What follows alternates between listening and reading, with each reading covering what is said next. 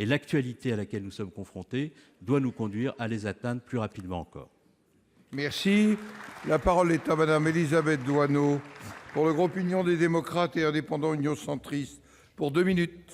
Monsieur le Président, Monsieur le Premier ministre, Mesdames, Messieurs les ministres, mes chers collègues, ma question s'adresse à Madame Ségolène Royal, ministre de l'Environnement. Quel succès! Mardi dernier, une enquête du magazine 60 millions de consommateurs révélait les résultats de leur investigation sur la composition des couches pour bébés. Les résultats sont surprenants et effrayants. Sur une douzaine de grandes marques testées, seules 2 ne contiennent aucune des molécules suspectées ou avérées. Le plus incroyable encore réside dans le fait que les couches dites écologiques, donc que l'on pourrait imaginer plus naturelles, contiennent pour certaines des résidus toxiques. Quelles sont ces substances retrouvées, certes de manière résiduelle, mais qui sont néanmoins indésirables pour un produit en contact direct avec la peau fragile des bébés? Des pesticides tout d'abord, dont le glyphosate, principe actif du Roundup, herbicide retrouvé dans une des marques écologiques. Des dioxines, comme les furanes, polluants de l'environnement pour une marque.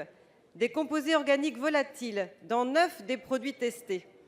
Un hydrocarbure aromatique polycyclique, un polluant industriel pour une seule marque. Avouez qu'il y a de quoi avoir peur. Heureusement, l'article nous précise que les doses relevées sont infimes. Cela nous rassure-t-il pour autant? Depuis mercredi, Madame la Ministre, vous avez saisi l'ANSES afin de procéder à une analyse des risques.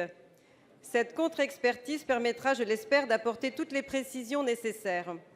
Mais nous devons aller plus loin. Nos concitoyens sont en droit de connaître la composition des produits qu'ils achètent. La transparence, obligatoire sur ce type de produit, doit nous amener à une totale traçabilité par un étiquetage précis. Par ailleurs, une réglementation doit être élaborée avec des seuils prenant en compte la durée d'exposition. Enfin, il est urgent de faire appliquer aux fabricants un cahier des charges respectueux de l'environnement, certes, mais surtout de la santé de nos enfants. Pour vous répondre, la parole est à Madame Ségolène Royal, ministre de l'Environnement. Merci, Monsieur pour le 2 Président. minutes. Madame la sénatrice, Mesdames et Messieurs les sénateurs, vous avez raison d'être en colère, puisque j'ai partagé le même sentiment que le vôtre en découvrant cette enquête. En effet, il y a quelque temps, vous le savez, j'ai interdit le bisphénol A dans les biberons et dans les jouets au contact des nourrissons et des enfants. Jamais je n'aurais pu imaginer que dans les couches pour bébés, qui sont donc au contact de la peau des bébés toute la journée, toute la nuit, il puisse y avoir des produits toxiques. J'ai donc en effet saisi l'ANSES, immédiatement écrit à la Commission européenne pour qu'une réglementation européenne s'applique. Mais ce qu'il faudrait quand même, c'est que les industriels aient un minimum d'éthique et qu'on ne soit pas toujours obligé de contrôler, de sanctionner, de faire des arrêtés, de la réglementation, etc. Et qu'à un moment, la santé des consommateurs, et notamment la santé des consommateurs les plus fragiles, à savoir les nourrissons, soit respectée. Comme vous venez de le dire, en effet, sur 12 marques testées, 10 contiennent des produits toxiques, du glyphosate détecté dans les couches Carrefour Baby Ecoplanète. C'est-à-dire que les marques vont jusqu'à s'attribuer, en plus des marques soi-disant protection de l'environnement, les couches Pampers également.